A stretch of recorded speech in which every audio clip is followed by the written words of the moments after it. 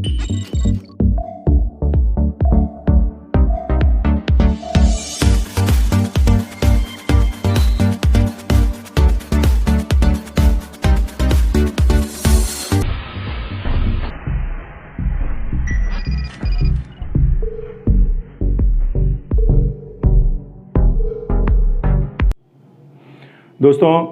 आज आप लोगों को इस वीडियो के माध्यम से ये बताया जाएगा कि चिकित्सा अध्ययन हम किस प्रकार से करते हैं, किन विषयों में किस चिकित्सा के लिए जिक्र किया गया है, हम कौन सा विषय पढ़ेंगे तो कौन सी चीज़ें प्राप्त होंगी, किस विषय की जानकारी हासिल करने के लिए कौन सी चिकित्सा शास्त्र को पढ़ना होगा, किस चिकित्सीय विषय में हमें किस प्रकार की बीमारियों का अवलोकन होगा, उसके बारे में चर्चा होगी। तो आज उसके बारे में हम चर्चा करने जा रहे हैं। दोस्तों, इसमें सबसे पहले आपको बताने जा रहे हैं न्यूरोलॉजी क्या है। क्या है न्यूरोलॉजी? क्या है यानी ये न्यूरोलॉजी है। न्यूरोलॉजी में मस्तिष्क व तंत्रिका तंत्र का अध्ययन किया जाता है। किसका अध्ययन किया जाता है? मस्तिष्क व तंत्रिका तंत्र, यानी पूरे मस्तिष्क से लेकर के और जो हमारे स्पाइनल कॉर्ड से होते हुए जो हमारे पूरे शारीरिक संरचना के तंत्रिकाओं को जो गवर्न करने वाला सिस्टम है, उस सिस्टम को दोस्तों क्या कहते हैं? न्यूरोलॉजी। क्या कहते हैं? न्यूरोलॉजी।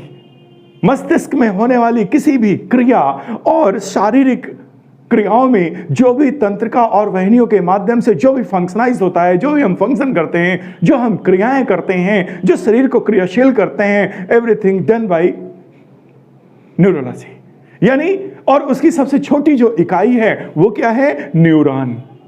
अब इस चीज का अध्ययन कहां करते हैं? न्यूरोलॉजी। अब सपोज करो कि आपके मस्तिष्क में किसी प्रकार का दिमाग में कोई ट्यूमर हो गया, या बेहोशी हो गई, अनकॉन्शियस हो गया, है ना, या फिर कहीं किसी हाथ पैर कोई कम उठना हो गया, शून्य होना हो गया, कमजोर होना हो गया, तो ऐसी स्थिति में तत्काल हम पहुंचते हैं किसके पास? न्यूरोलॉजी के पास।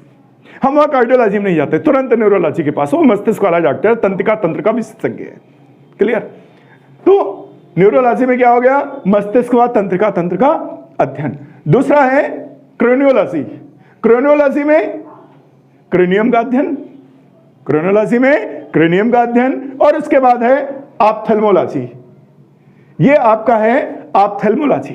यानी ऑप्थेल्मोलॉजी यानी काहे का हो गया? आंखों का अध्ययन। काहे का हो गया?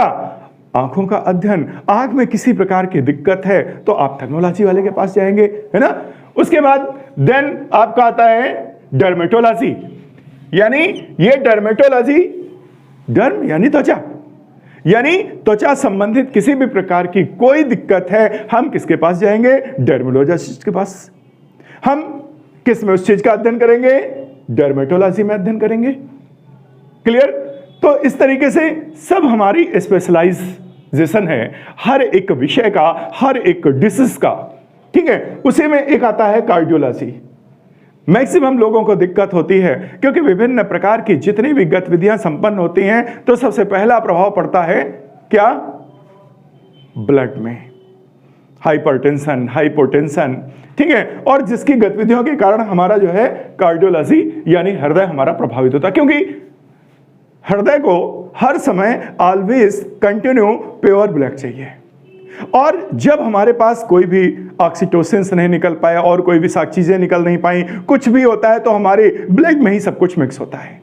यानी हमारा एग्जिस्ट सिस्टम अगर सही नहीं है तो वो सारी चीजें क्या होती हैं? ब्लड में समाहित होती हैं। कोलेस्ट्रॉल बढ़ता जाता है, कहीं शुगर बढ़ता जाता है, कहीं पोटेशियम, कहीं सोडियम। यानी हर चीजों के साथ वो रक्त जब प्रभावित होता है तो वो किसको प्रभावित करता है? हार्ट को प्रभावित करता है। जब वो हार्ट को प्रभावित करेगा तो यानी क्या होगा? हार्ट की प्रॉब्लम होगी, है ना। इसलिए ये बहुत आपके इसमें इस्तेमाल की बात होती है। हर एक आदमी को देखो तो कार्डियो की जरूरत होती है, तो ये कार्डियोलॉजी। जरा सी हृदय में दिक्कत है, तत्काल हम कार्डियोलॉजिस्ट के पास पहुंचते हैं। ठीक है? अगर हम सही समय पे सही स्पेशलाइजेशन में जाते हैं, इसका मतलब है कि हम उस आदमी का जीवन बचा सकते हैं, है कि नहीं। और दूसरा है पाल्मोलॉजी। ये प्लमोलॉजी यानी फेफड़ों का अध्ययन। आप जानते हैं कि आपके शरीर में किडनी है, फेफड़े हैं, लीवर हैं, यही सारी चीजों का मेन फंक्शन है, हृदय है। यही चार चीजें जब काम करती हैं तो आपका जीवन है, और इन्हीं में अगर दिक्कत आई तो आपका जीवन नहीं है। कहते हैं अरे फेफड़ा जा चुका है, इसका मतलब समझ लेते हैं अब जाने वाले हैं, है कि नहीं, ज्यादा दिन के मेहमान नहीं है। तो इस तरीके से फेफड़ों का अध्ययन इसमें करते हैं। उसके बाद है नेफ्रोलॉजी। नेफ्रोलॉजी में मैंने बताया अभी गुर्दा कितना महत्वपूर्ण है। नेफ्रोलॉजी में गुर्दे का अध्ययन किया जाता है, यानी गुर्दे का मेन काम यह है आपके ब्लड को शुद्ध करना, आपके ब्लड को शुद्ध करना, जिससे कि हृदय से निकला हुआ ब्लड संपूर्ण शरीर में परिसंरचना में वितरण करते हुए और फंक्शनाइज होते हुए जब वापस आता है तो किडनी के माध्यम से शुद्ध होकर के तब हार्ट को जाता है।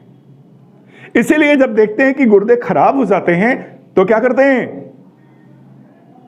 तो हम उसको आर्टिफिशियल तरीके से ब्लड को शुद्ध करते हैं, और सप्ताह में कम से कम 2 बार आर्टिफिशियल तरीके से हम ब्लड को शुद्ध करने की प्रक्रियाएं करते हैं अगर हमें जीवन बचाना है। तो नेफ्रोलॉजी में किसका हो गया, गुर्दों का अध्ययन। उसके बाद एंडोक्राइनोलॉजी, एंडोक्राइनोलॉजी अंतःस्रावी विज्ञान।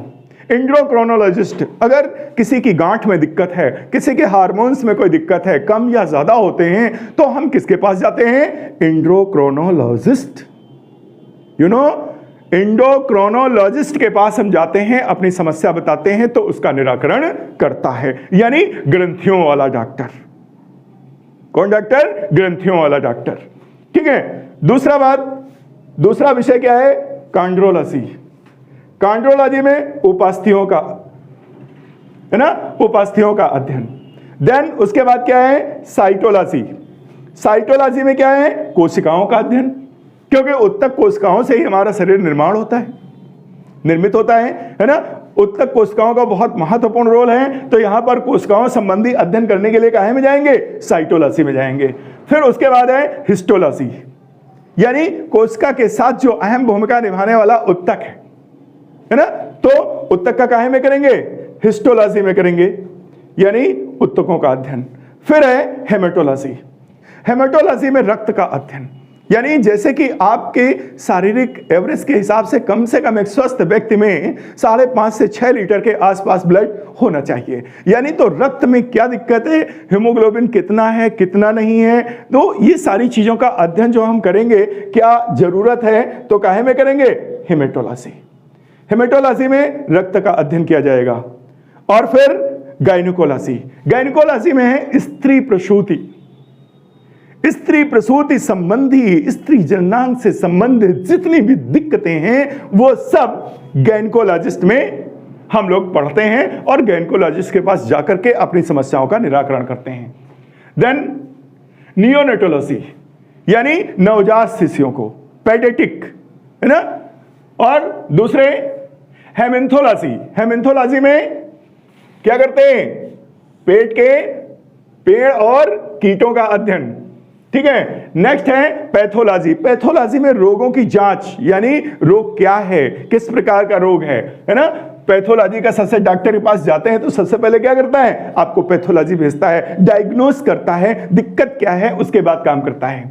फिर माइक्रोबायोलॉजी। माइक्रोबायोलॉजी में सूक्ष्म जीवों का अध्ययन। माइक्रोबायोलॉजी में सूक्ष्म जीवों का अध्ययन। उसके बाद पैरासाइटोमोलॉजी।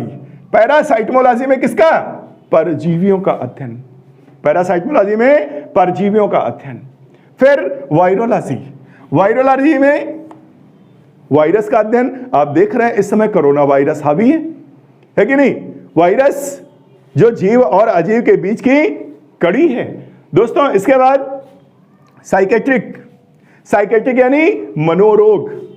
साइकेट्रिक यानी मनोरोग संबंधी दिक्कत। जरा सा इधर उधर आदमी सुस्त होता है, धुलमुल होता है, तो उनके कहते साइकेट्रिक के पास जाओ। मतलब ऐसा नहीं कि जब वो कपड़ा फाड़े तभी साइकेट्रिक है, ऐसा नहीं जब पत्थर मारे तभी साइकेट्रिक है, वो अपने भावों को व्यक्त नहीं कर पा रहा है तो वो भी साइकेट्रिक है, वो कुछ चीजों में उलझा हुआ है वो भी साइकेट्रिक है। ठीक है। दूसरा गैस्ट्रोलॉजी, यानी आपके आंतरिक अंगों की प्रक्रिया गैस्ट्रोलॉजी में पेट के जितने आंतरिक अंग हैं, रोग हैं, उनके बारे में अध्ययन गैस्ट्रोलॉजी। फिर है क्रोनोलॉजी। क्रोनोलॉजी में मानव उद्विकास की, मानव का जीवन कैसे आया, मानव का उद्विकास कैसे हुआ, है ना, ऑस्ट्रेलोपिथेकस से लेकर के होमो सैपियंस तक की सारी प्रक्रियाएं। ठीक है। उसके बाद नेसोफेरेंजियोलॉजी, इसमें नाक गले का अध्ययन, है ना, नेसोफेरेंजियोलॉजी में नाक गले का अध्ययन। उसके बाद मायोलॉजी। मायोलॉजी में क्या है, मांसपेशियों का अध्ययन। मायोलॉजी में मांसपेशियों का अध्ययन, यानी उत्तक, कोशिका और मांसपेशियां, इन सब का एक दूसरे के सब पूरक हैं। ठीक है। एंजियोलॉजी यानी हृदय उत्तक, है ना, और दूसरे जिरोंटोलॉजी।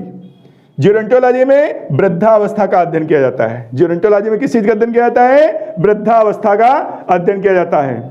और फार्माकोलॉजी में, फार्माकोलॉजी में औषधियों का अध्ययन किया जाता है। तो मैंने आपको इसमें 31 चिकित्सा संबंधी विषयों का ज्ञान कराया है कि इस तरीके से इसमें ये क्लासिफिकेशन है, इसका अध्ययन किया जाता है। हमें ऐसी जगह पहुंचना होगा, ये हमें जानकारी जरूरी है। परीक्षा में इससे संबंधित एक आधा प्रश्न बहुत इंपॉर्टेंट है। इसी के साथ विदा लेते हैं, फिर मिलेंगे।